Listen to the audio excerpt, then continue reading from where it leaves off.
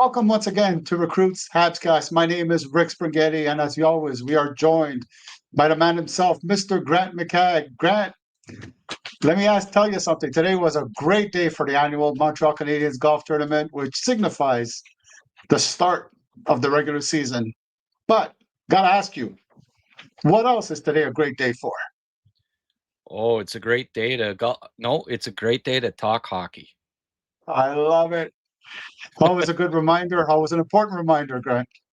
Yes. Uh, we had a great weekend, you and I think, this weekend, and came down to Montreal.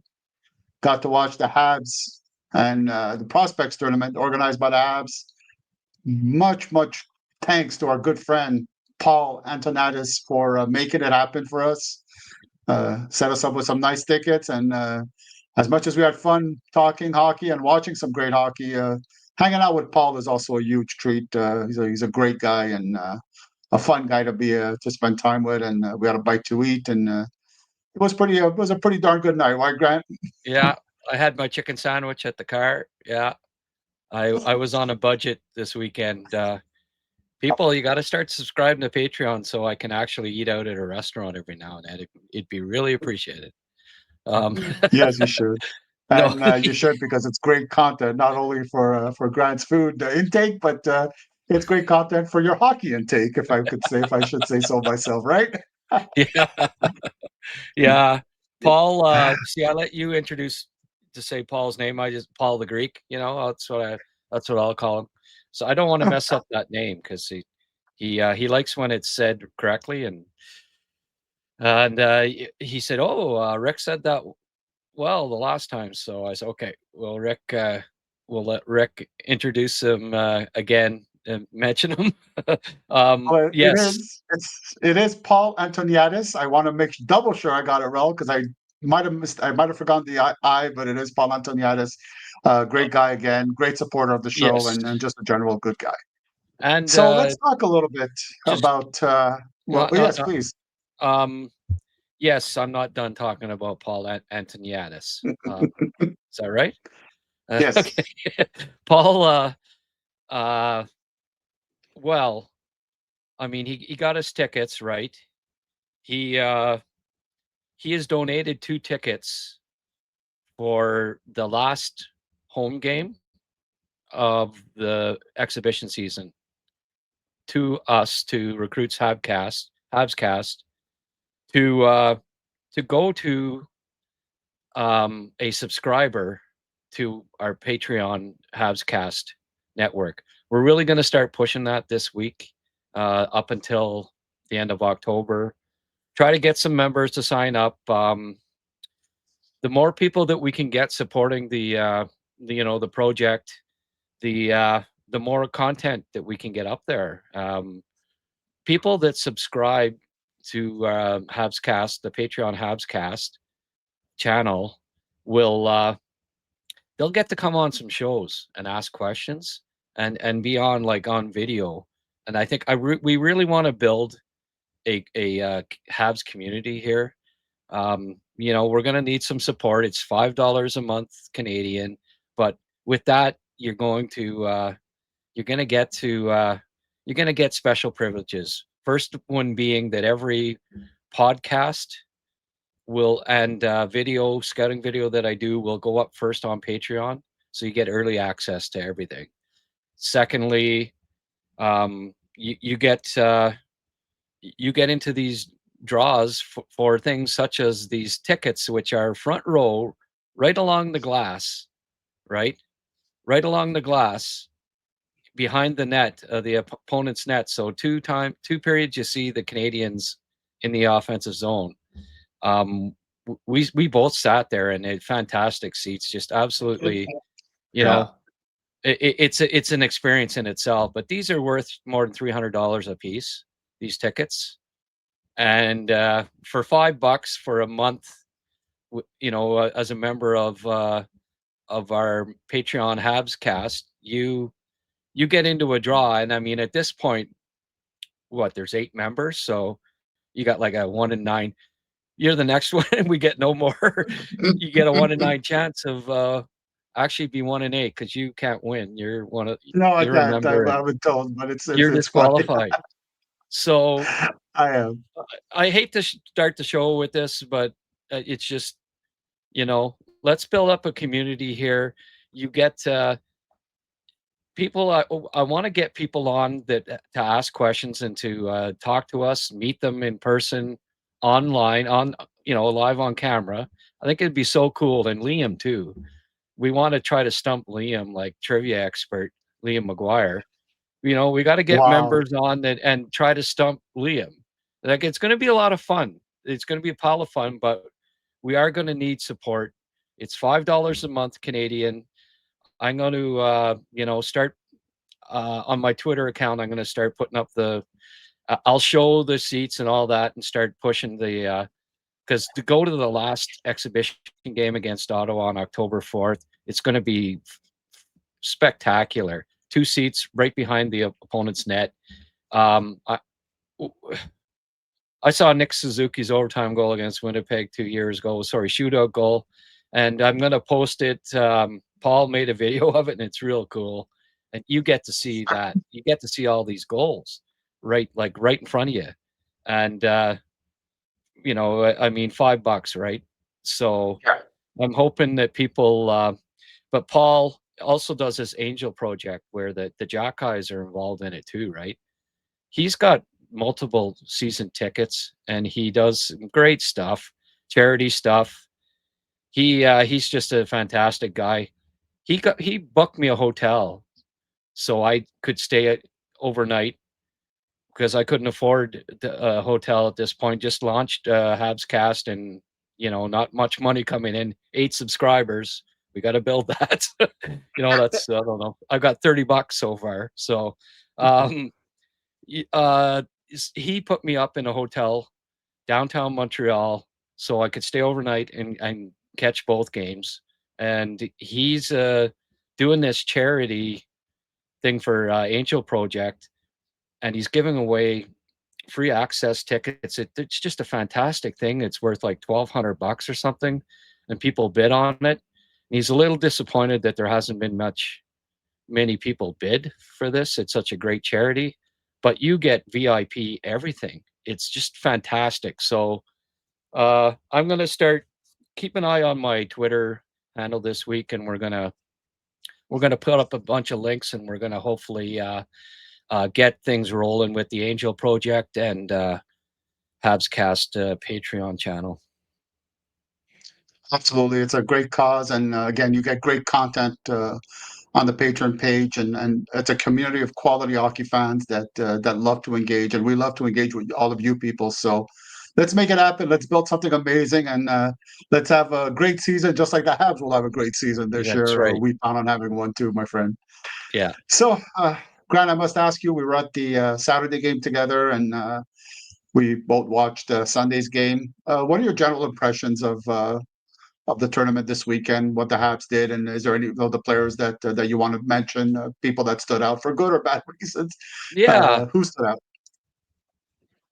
That number 93 guy, his name slips my mind right now, but he seemed pretty good. What did you think of that guy? Stood out just a little bit, Yeah. a little few good plays here and there. Yeah. Yeah. And the fans, I think, noticed him. They got to know who he is a little bit, right? Oh my goodness. It's Wow. almost not quite like Guy, but when Guy Lafleur used to get the puck, you'd hear Yeah. the roar in the but close. Yeah. Whenever Demidov gets a puck, you hear the sound go up at just the anticipation of him doing something spectacular, Yeah. and he did several times. Oh, I know fans were a little disappointed that he wasn't there again on Sunday, but hey, yeah. you got to give everybody a look. And they were playing against the Leafs, young guys, and we know what happened last year in the exhibition season. The Line A and Reinbacher playing against the Leafs. So, Yeah. uh, you know, what if he'd have got injured, right? I So, understand. in a rookie tournament, you protect your asset and you have to get everybody a chance to play. Yeah, it would have been nice if it was Demidov again, and I was a little disappointed about it, but hey, it's I understand their thinking on it too. But I this is going to surprise a lot of people, but I was really impressed by Oliver Kapanen as well. Mm. Wow. Didn't see Yeah. that coming, Grant. Caught me off guard there. Well, we joke, but I, we joke because you're a huge fan of his, and if you're honestly watching the game, you got to be impressed. Though it's not like it's not just because you're a fan of his, but he showed everybody why. Just a lot of great subtle plays and a lot of great obvious plays, and then his line mates must have loved having him on the ice with him because he made a lot of good things happen for his line mates on Saturday and Sunday. yeah. Well, I mean, Demidov and Jack are good line mates. He was, but Hmm. again on Sunday he was creating stuff. Like I'd say, out of the dozen or so good chances that Canadians had on Sunday, he initiated about 8 of them. And Hmm. it was even more so on Saturday. It just seems like I mean I keep a close eye on him, and I kept a close eye on him on Saturday. Obviously, it's hard to take your eyes off of Demidov, but I do watch Kapanen quite a bit because I want to I want to I want to make sure that what I've been saying about him is true. But every time I do see him live, I get a real appreciation for his hockey smarts. He's a very intelligent player. He makes the right plays uh, just about every time. Hmm. He great passer, good puck protector, good along the boards, good in front of the net, very good at deflecting pucks, um, really good forechecker, and I like his play away from the puck defensively. So there aren't a lot of holes in his game that I don't think. He also he has a pretty good one timer, as we saw on the goal, the setup by Demidov. Um, Jack guy, his last year in Brantford, there he played with he played with offensive players, and he showed that he can play with skilled players, and then he did the same thing again on Saturday. The, just giving the Canadians a glimpse of, we all sort of slot him, future fourth line center. That's kind of been the thought, but then he has a Yeah. 24 goal season as a rookie in the AHL with 180 penalty minutes. He plays with two offensive line mates and Right. makes a lot of smart plays. He didn't have a lot of assists last year, but he showed that he can make plays, and if you put him with offensive line mates, he's going to produce.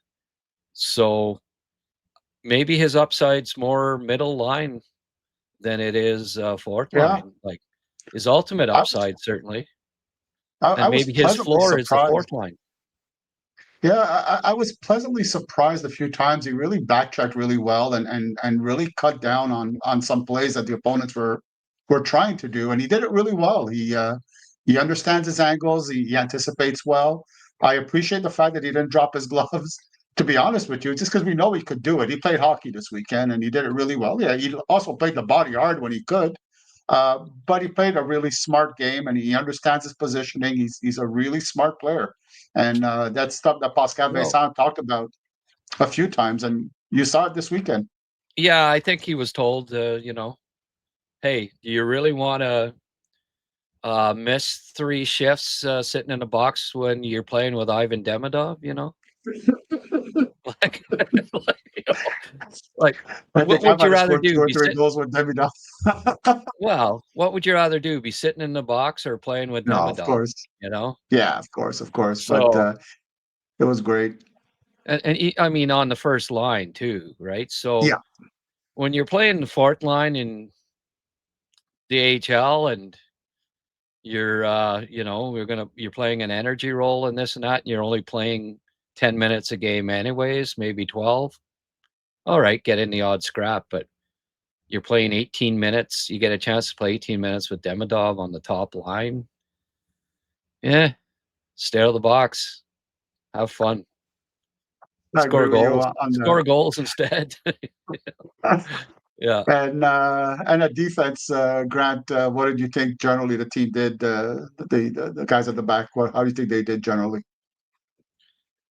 Generally, well, I mean, Engstrom, I'm still not away from the puck. I still think he needs to get a little stronger and a little more aggressive. Um, but with the puck, he's just such a natural skater. He's just you gotta love his skating. My goodness, what a natural skater he is. Just so smooth and beautiful to Oh yeah, watch. yeah, Um, like he's an NHL. He's already an above average NHL skater. You know, uh, I agree. just keep working on the defense. One more year in the minors isn't gonna hurt him. They No, Pascal and crew are doing a good job at developing these guys, and yeah, give him one more year. Maybe come back a little more beef on him. One more good summer off season, mhm, and be ready to crack the lineup. There's no spot for him right now there in isn't. the Habs lineup, and Reinbacher probably the same thing. Uh, I don't know. Again, he he's a fantastic skater. There was one rush there on Sunday. It's too bad that you weren't there, but when you're sitting there watching it live, when he rounded the net on the power play and got wound up, and it was like, oh my goodness, was he ever moving? And he's just he can really skate for a He kid is. as young as he is and his size. Yeah, Beautiful skater too. Well, folks, Rick offers his profuse apologies. His 6-month-old laptop conked out on him. It wouldn't restart. It just shut down and wouldn't restart. I'm blabbing away about Reinbacher and finally look at the screen and he's kind of frozen there and not moving. And it finally dawned on me, hey, maybe there's something wrong. But anyways, I'm gonna continue here solo. Bear with me. I'm maybe still a little green when it comes to hosting, especially myself. But I'm gonna continue on here. As I was saying about Reinbacher, just a fantastic natural skater. Think he needs to be more assertive and aggressive. Looks like it all comes down to him needing more time, I believe, in Laval. Uh, Unless he just knocks it out of the park in preseason. But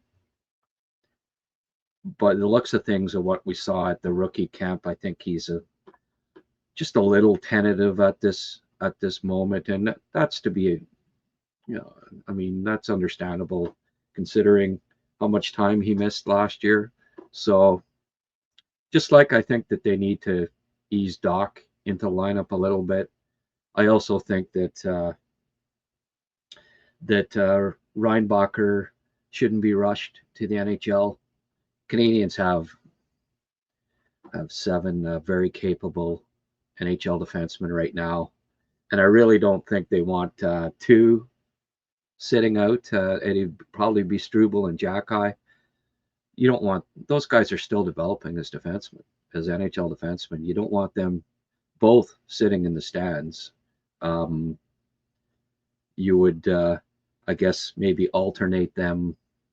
Um, Play Jacky some nights, maybe against the tougher teams, and Struble other nights, and whoever's playing better gets a little more ice, and let Reinbacher keep developing in the minors. But as I keep saying, if Reinbacher shakes the rust off, plays more assertively in the preseason, maybe a little more physical, starts to show some of that offensive capability that he has. Perhaps he can win a spot in training camp, but right now, if I were to make a prediction, I'd say that he's not.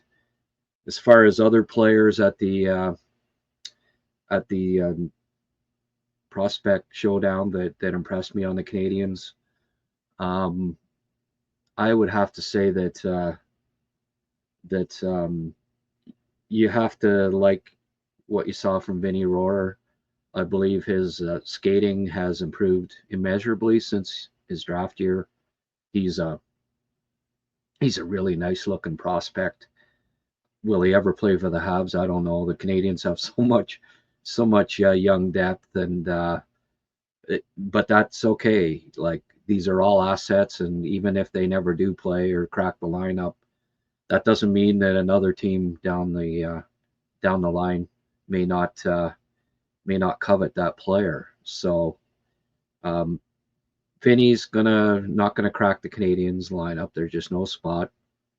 He'll likely be heading back to Switzerland for one more year, and that's fine. They've got a great team in Zurich, Champions League and league champions, I think, the last 2 years or so. That's a great organization and a very good league, a fast league, and he'll keep developing there one more year, I think. Had some good moments. I thought Thorpe had some good moments. He showed that physical part of his game, and right now, if you were to ask me who looks like the better pro prospect, given that he's a fair bit younger than Tuch, I would give slight edge to Thorpe. That doesn't mean they both won't eventually make the Canadians. They certainly bring elements that down the road would look good on a fourth line, whether it's with the Canadians or with another team. But those are two more decent assets. Out of the invites, the Dunlap kid has some really good energy and speed. I was impressed by his skating. He was pretty effective on the forecheck and on the penalty kill, utilizing that speed that he has. Maybe not a lot of finish, and that's when you look at his stats in college. That's what they tell you.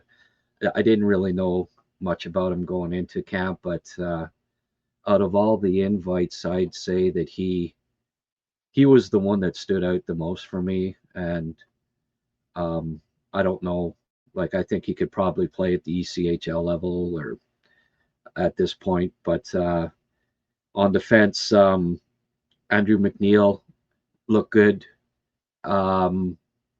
considering his age and that he was just drafted. Got in another scrap with Landon Sim, and that's going back to the playoffs last year, London and Kitchener. Sim wanted a rematch, and I thought McNeil handled himself quite well in the first half, and Sim kind of got him a bit at the end. But that's quite a rivalry going there with those two. Protz, well, what can you say?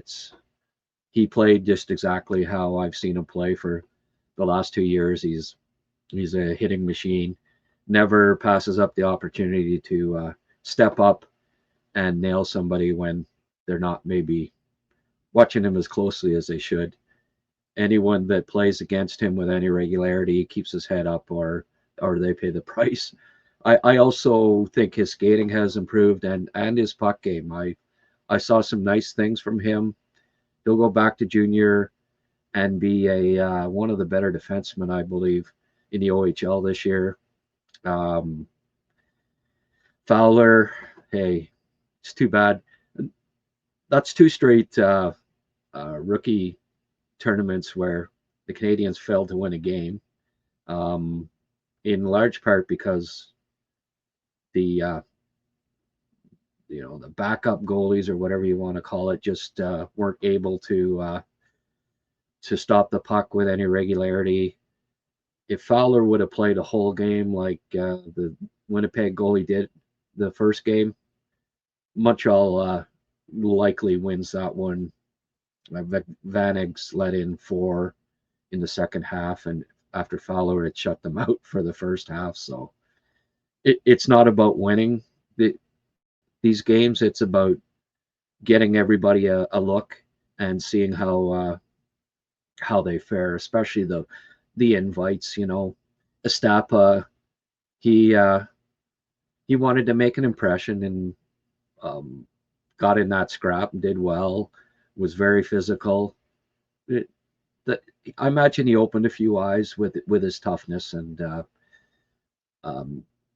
as far as other players go, Levine, there were some things to like about him. He's lanky, good long reach, good skater for his size.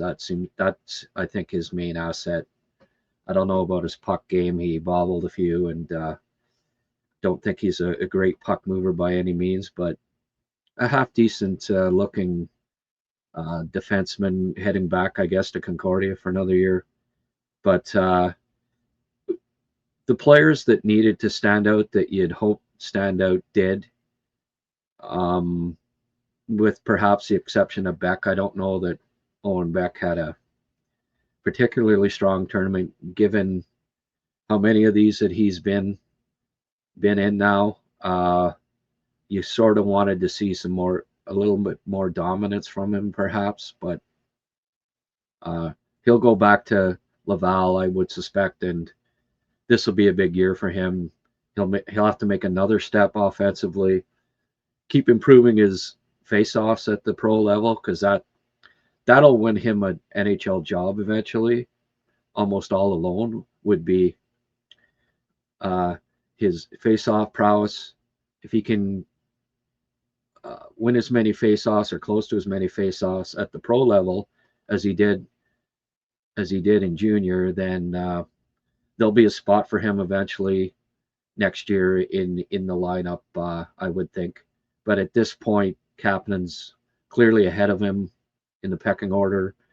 And if I had to predict which one of those two might win a spot in the lineup this year, it would be Kapanen for sure.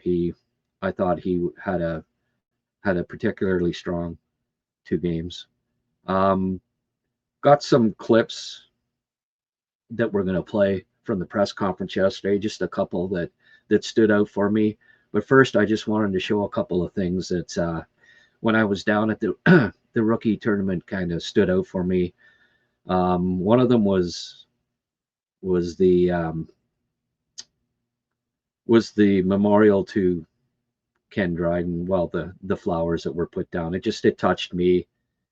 That they have the tribute there, but then some people were kind enough to put some flowers in memory of him on the little mantle there, and that was touching to me, and it was sad, but also very fitting and nice that somebody did that. Walking along, I saw a lot of different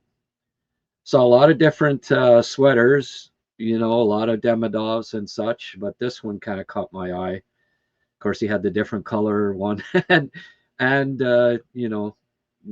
gotta say, I haven't seen too many Jake Evans jerseys in Montreal in my trips down, but that one, I got a bit of a kick out of that. He obviously, this fella likes to be a bit different, and I don't know if he was around. I think he was a little too young for when Dexy Midnight Runners won the Grammy for Best Song with "Come On Eileen," but I bet you he would have thought that was just great too. Anyway, that one kind of I got a chuckle out of seeing the Evans jersey. Hey, it's great. It's great that Habs fans embrace every player on the team, and you don't have to be a superstar. Just like when I asked Chris Stevenson last week his favorite Hab growing up, and he said Don Orey. You just never know, right? Don Orey might have got about 3 points and only played 1 year with the Canadians, but hey, to each his own, and you got to respect that. And like that, Jake Jake has a big fan out there somewhere in the city. But okay, let's get a couple of clips here. Gorton, the 3 or 4 clips stood out for me. 3 from Gorton and 1 from Marty. Here's what Gorton had to say about Mr. Demidov.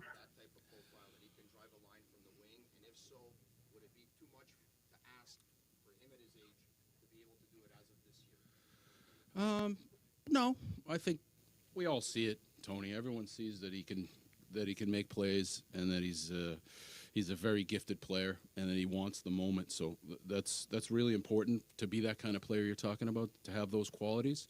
So no, I don't think it's too soon. You know, it wasn't too soon for Lane to do what he did. It's not too soon for Ivan to do what he wants to do. So can he drive a line?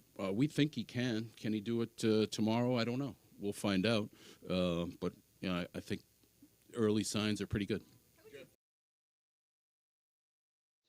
That was Gorton being asked about the expectations with Demidov, and can he drive a line? And I loved his answer. Sure, why not? Just like Lane, hey, have high expectations and don't. I love the fact that he didn't try to downplay just how good Demidov is, because it's obvious. The Canadians have high expectations. The fans have high expectations. And why temper that? Because Demidov is not someone that's going to be intimidated by high expectations. He's just not. He's been a superstar since he was 14, 15 years old. Like, this kid played at the Helenka tournament at 15 for Russia. I don't think anyone else has ever done that. So the spotlight's been on him since he was 15, and he always steps up to the challenge. I think he just welcomes the pressure, the expectations, because his confidence level is right up here, just like Lane Hutson last year. I got a lot of people, don't put such high expectations or pressure on the kid, when I said I think he can win the Calder last year and that I think he can get 60 points. Well, he did both. And I came out a couple days ago with Etienne on our podcast and said, I don't see why. I think that Demidov has 80-point potential this year. And again, people, don't put pressure on the kid. Don't tone it down, blah, blah, blah. No. That's not going to, he's not going to be on a breakaway and think, oh, well, I better score because Grant McCagg says I'm going to get 80 points this year. Like, it's not going to make any difference what I think. So, hey, that's what I believe. I believe he can get 80 points this year. I'm not going to be conservative with that prediction, if that's what I believe. And it's what he's capable of this year. I think he can be a point. I watched him absolutely dominate Russia Junior in his draft year, like no one has ever done.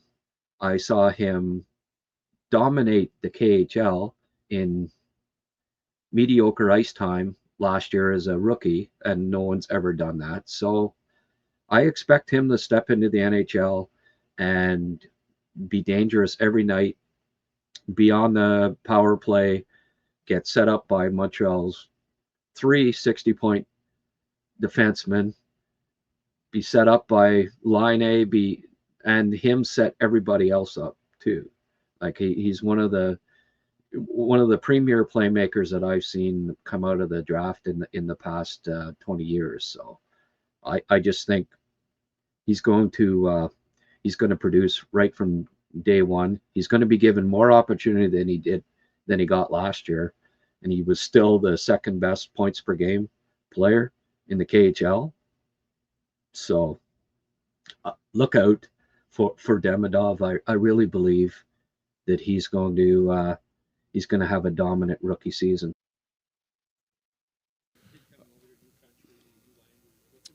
Just his drive to be better, like on and off the ice. He's really worked hard at his English. He wants to be really good. We can all see that. When the moment got big the other night, there he is. So all those signs that you would like to have a really good player have, that he wants those moments, he's showing that on and off the ice, and he's a pretty special kid too.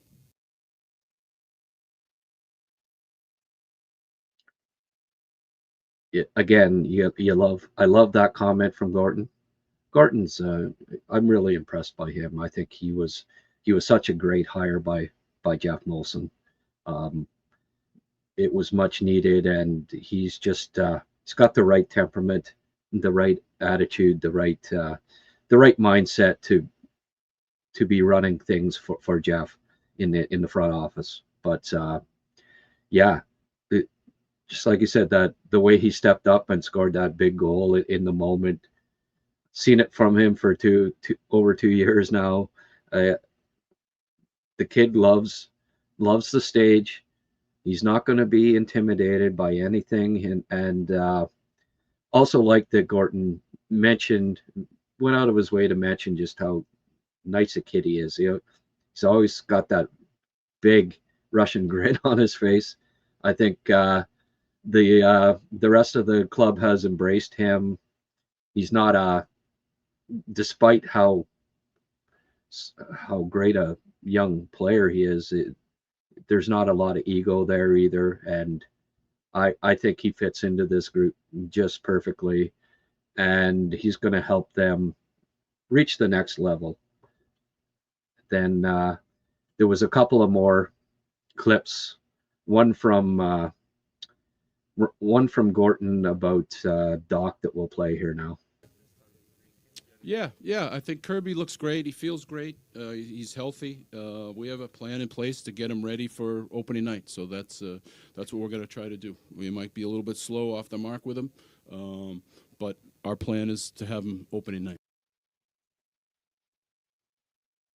Great news. I know a month or so back, I think he may have had a little bit of a setback. He had been practicing in Montreal, and then he wasn't for a couple of weeks. Who knows? It may have been just planned that way. Say, okay, don't push it now. Or he may have had a setback. I don't know. But at the time, there was speculation that, hey, he may not be ready for the start of the regular season. So Gorton saying that, I think, is a pretty good indication that we can expect to see Kirby playing right from game one of the regular season, and that's very encouraging. What I also found encouraging was Marty St. Louis' answer to Dach, and this was good too. Yep. Mm-hmm. What do you sense in terms of what his commitment is to becoming the player that he'd like to be? I talked to Kirby quite a bit this summer. He's worked really hard. He's looked great. He's progressing to be ready to for the season. And we know what Kirby's capable of. I think he's done everything this summer to get back to that. And we'll see. But I'm very encouraged. Like hearing that from Marty, that I mean, without saying that perhaps he wasn't in the best shape going into camp last 2 summers ago. I think if you read between the lines, it sounds like he's in better. He got himself in better shape this summer, and that he's more prepared to start the season with the Canadians and get back to what we saw before the knee injury, the first knee injury. There were a lot of good signs. I thought his play away from the puck before the knee injury was getting better and better all the time. I think he can be a good two-way center, and we didn't necessarily see that when he came back last year because I don't think he was in game shape.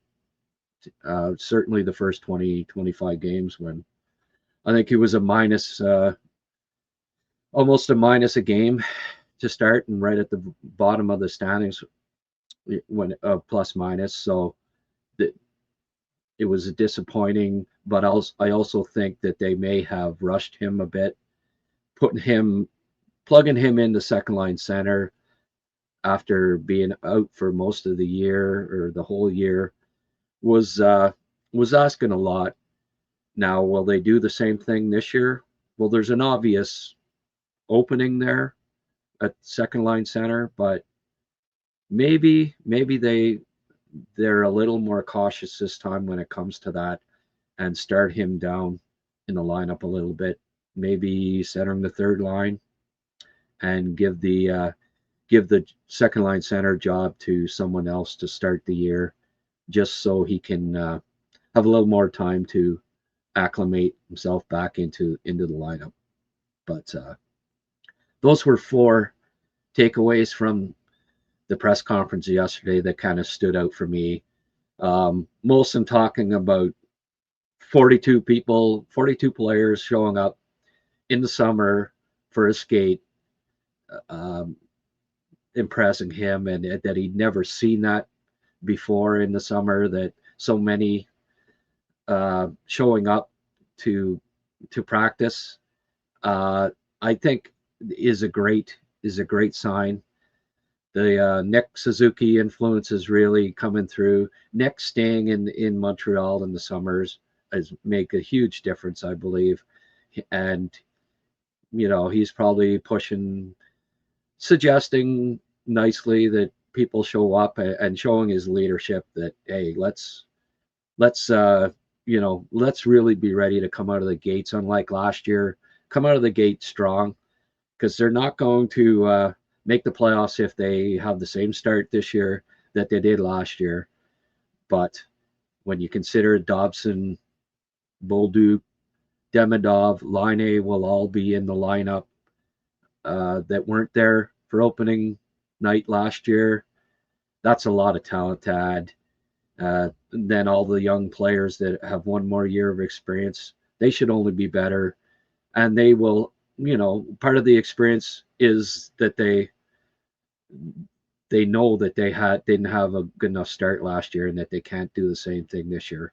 They'll be more prepared, ready out of the gate to play playoff style hockey right from game one, instead of the last 30 games of the year where every night it seemed like it was playoff style hockey. So didn't get a lot of clips from Hughes that I thought were noteworthy. Kent has a way of just not really saying anything that's controversial, first and foremost.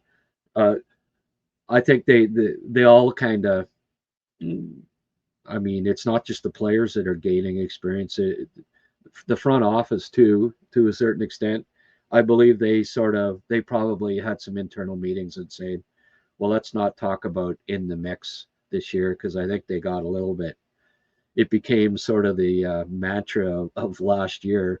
And especially when they got off to that slow start, the pressure built because the media is saying, oh, they said they'd be in the mix and they're not. And it only put undue pressure on top of the young kids and the coaching staff and the GM, that perhaps they regretted saying it. And so they're all being a little bit more cautious when it comes to, when they're asked about the playoffs.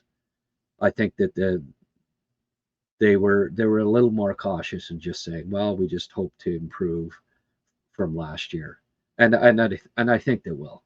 But those are my main takeaways from the press conference. I don't normally put a pile of stock in what's said in those, but it was nice to hear that Dach should be ready to start the year, and that the club's not pulling any punches when it comes to Demidov and thinking that, hey, yeah, he can drive a line right from out of the gate.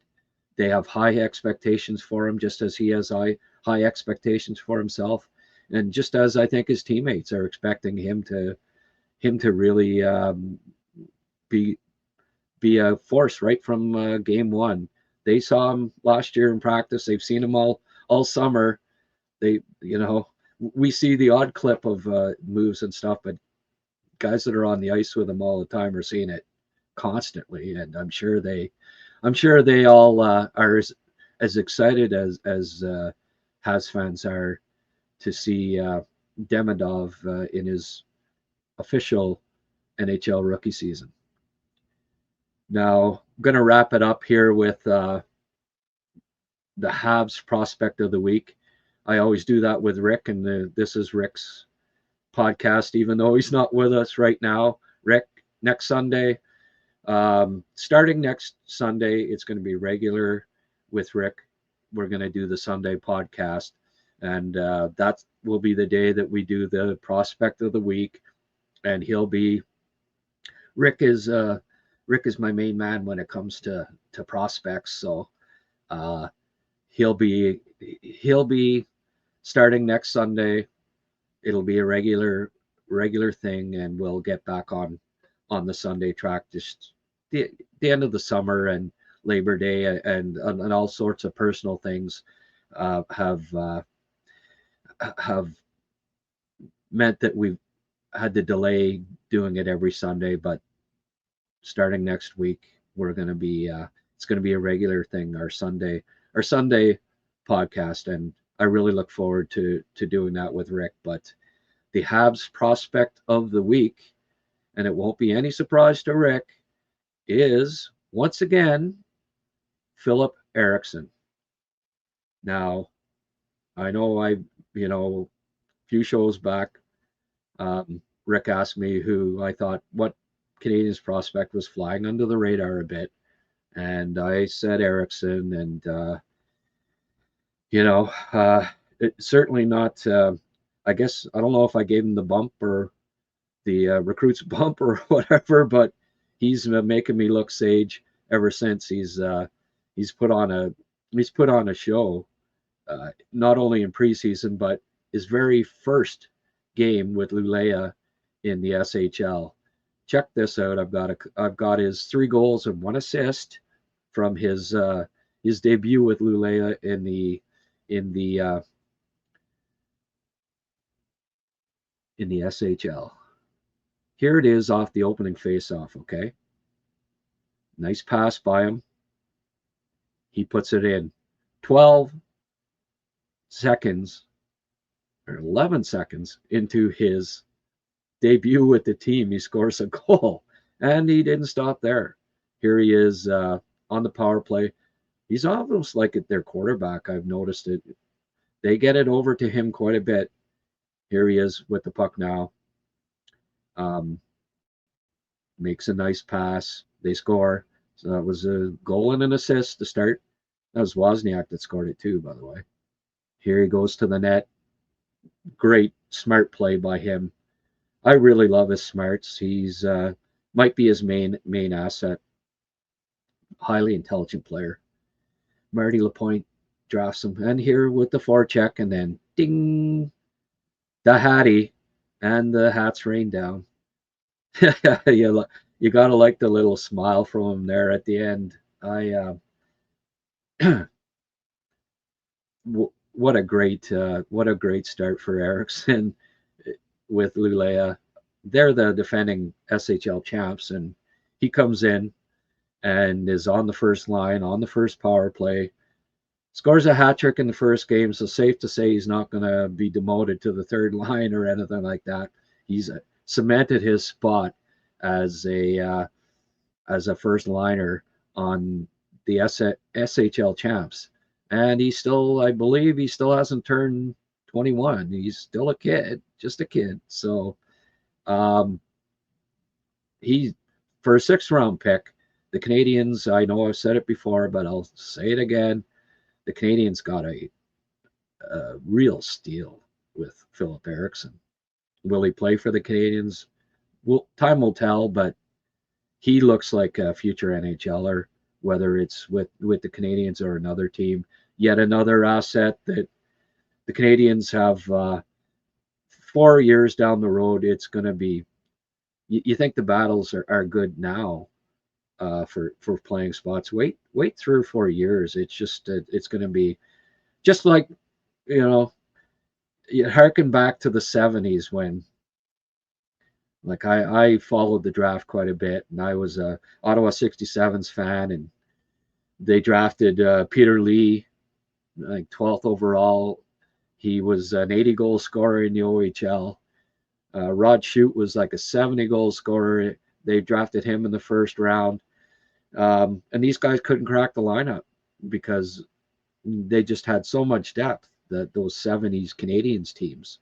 Well, the Canadians are building towards something similar to that as far as organizational depth goes. So very, very encouraged by the future of this club. And the future is now too, right? From here going forward, I think for the next decade, the Canadians are going to be contenders. And I'm just ecstatic that I'm along for the ride. And I hope everyone joins me for this incredible journey. That's it. That's it for me this week. Sorry that Rick couldn't join us for the entire podcast. He'll be back next Sunday. We'll have hopefully we'll have a different prospect of the week, because I'm getting tired of it being the same guy every time. But more prospects are getting back and playing now, so it's it'll probably be another player. But hey, if Eriksson scores another hat trick, he'll be player of the week again. He's looking really good. Okay, that's it for this Sunday, belated Sunday podcast. And we'll see you next Sunday with Rick. Thanks a lot.